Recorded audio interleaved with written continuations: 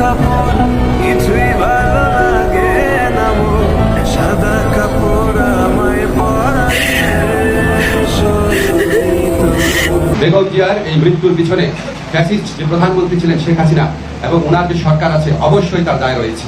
আপনি বেগম খালেদা জিয়া যেভাবে নির্যাতিত হয়েছেন, অত্যাচারিত হয়েছেন, তাকে কারাগারে ঢুকতে হয়েছে এই বাংলাদেশে মাটিতে, এবং কে ঢুকালেন?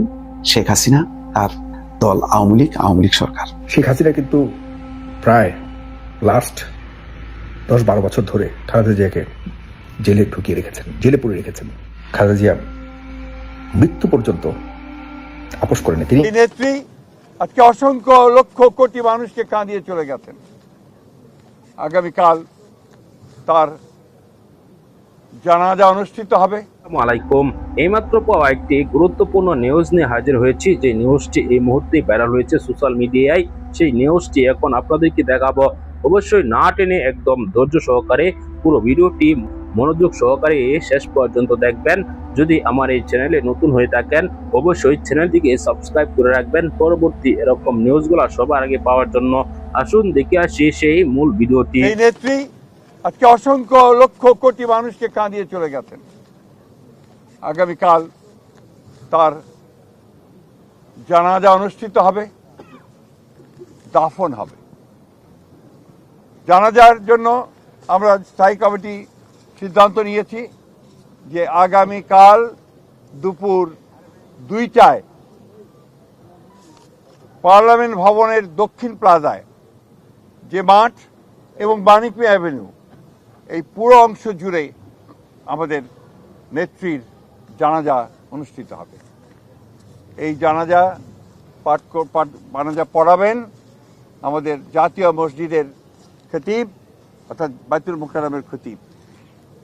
আর এই জানাজায় যে সঞ্চালন করবেন, পুরো বিষয়টাকে যিনি সঞ্চালন করবেন তিনি হচ্ছে আমাদের জাতীয় স্থায়ী কমিটির সদস্য জনাব নজরুল ইসলাম খান।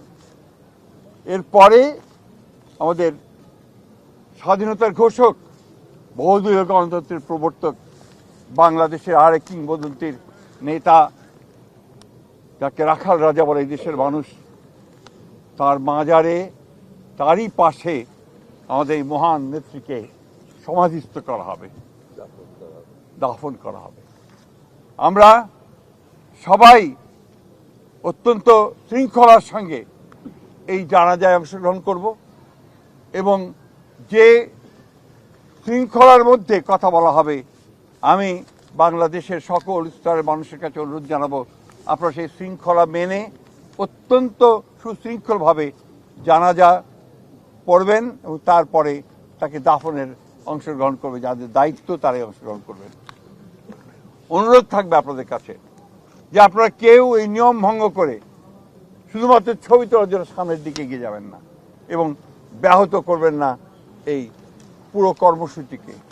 আপনাদের আমরা বিশ্বাস করি দেশনেত্রীর প্রতি আপনাদের যে সম্মান, যে শ্রদ্ধা, সেটাকে অটুট রাখার জন্য আপনারা সেই শৃঙ্খলা রক্ষা করবেন এবং সর্বাত্মকভাবে সহযোগিতা করবেন এই জানাজা এবং দাফন কার্য সুচারুরূপে। জনাব বেগম খালেদা জিয়ার তার বেহেশতে নসিব করুন। একটি মাত্র নারী, দেখুন আমি আজকে একটু আগে তুলনা করছি না, একটু দুঃখ লাগছে।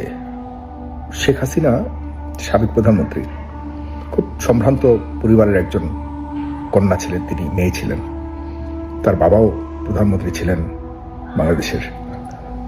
শেখ হাসিনা প্রায় বহু বছর মানে একটা একনায়কতন্ত্র কায়েম করেছিল এবং স্বৈর শাসন কায়েম করেছিল, যে কারণে অবশেষে তার পতন হয় ভয়ানকভাবে। ভারতে তিনি পালিয়ে যান, এখনো ভারতে আছেন। শেখ হাসিনা কিন্তু প্রায় লাস্ট 10-12 বছর ধরে খালেদা জিয়াকে জেলে ঢুকিয়ে রেখেছেন, জেলে পুরে রেখেছেন, এবং তাকে চিকিৎসা পর্যন্ত করতে দেওয়া হয়নি। খালেদা জিয়ার অপরাধ, তিনি 2 কোটি টাকার দুর্নীতি করেছেন। যে 2 কোটি টাকার কি দুর্নীতি, বিদেশ থেকে টাকা এনেছেন, এটা জিয়া কল্যাণ ট্রাস্ট আর খালেদা জিয়ার অন্যান্য 2টি প্রতিষ্ঠানের মধ্যে। এটি কোনো দেশি টাকাও না, বিদেশি টাকা, বিদেশি অনুদানের টাকা। আমি কেন বলি, আমি বিএনপি করি না, আমি খালেদা জিয়ার দলও করি না, কিন্তু আমি একজন সচেতন নাগরিক হিসেবে আজকে খালেদা জিয়া মারা যাওয়ার কারণে এই কথাগুলি বলছি। খালেদা জিয়া টাকাগুলি খালেদা জিয়া নিজেও আনেননি, তাকে অনুদান দিয়েছে যতটুকু মনে পড়ে কুয়েত মনে হয়, কুয়েত সরকার অনুদান দেওয়ার পর আমি ভুল হতে পারি, আমাকে একটু কারণ হঠাৎ করে একটু খালেদা জিয়ার মৃত্যুর খবর শুনে একটু অন্যরকম ফিল করছি।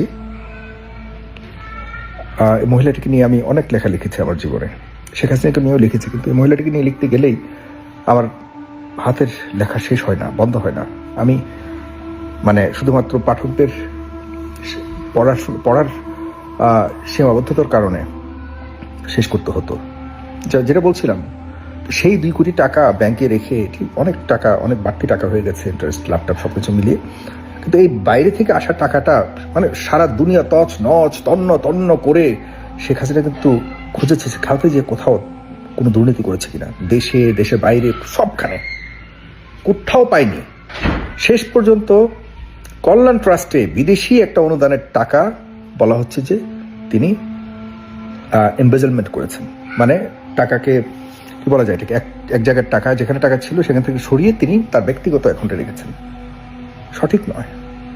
তৎকালীন সময়ে শেখ হাসিনা নিজের মতো করে তদন্ত করে একটা অ্যামাউন্ট পেয়েছেন, যেটার কারণে তাকে সাজা দিয়েছে, তাকে মানে কি অপমানজনকভাবে তার ঘর থেকে তাকে বের করে আনা হয়েছে, যাতে তার বাড়ির সামনে কোনো লোক আসতে না পারে সেজন্য ট্রাক ফেলে বাধা দিয়ে রেখেছিল, মানে একটা ব্যারিকেড দিয়ে রাখা হয়েছিল। কত কাহিনী, যাক সে কাহিনীতে যাচ্ছি না, কিন্তু এখন মূলত যে কথাটা আমি বলতে চাচ্ছি, দেখুন এত বছর পর খালেদা জিয়াকে গণ অভ্যুত্থানের মাধ্যমে, 24শে গণ অভ্যুত্থান বিপ্লবের মাধ্যমে তাকে ছাত্র জনতা মুক্ত করলো। এরপর সেই খালেদা জিয়া একটি বারের জন্য শেখ হাসিনার ব্যাপারে সমালোচনা করেনি, একবারের জন্য শেখ হাসিনাকে নিয়ে কটূক্তি করেনি, একবারের জন্য শেখ হাসিনার বিচারও চায়নি। তিনি এই গত কয়েক মাস, 1.5 বছর জুড়ে শুধুমাত্র নিজের নেতা নেত্রীদের সাথে দেখা সাক্ষাৎ করেছেন, ভালো মন্দ জিজ্ঞাসা করেছেন, এতটুকুর মধ্যে সীমাবদ্ধ ছিল, রাজনীতি নিয়ে খুব বেশি হস্তক্ষেপ করেননি। এরপর দেখেন আজকে যে শেখ হাসিনার 17 বছর,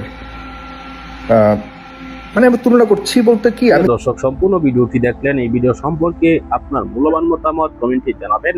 পরবর্তী নিউজগুলো সবার আগে পেতে অবশ্যই চ্যানেলটিকে সাবস্ক্রাইব করে রাখবেন। ভিডিওতে একটি লাইক দিয়ে শেয়ার করে অন্যদেরকে দেখার সুযোগ করে দিবেন। এই মুহূর্তে বিদায় নিচ্ছি, দেখা হবে পরবর্তী কোনো গুরুত্বপূর্ণ ভিডিওতে। ভালো থাকুন, সুস্থ থাকুন।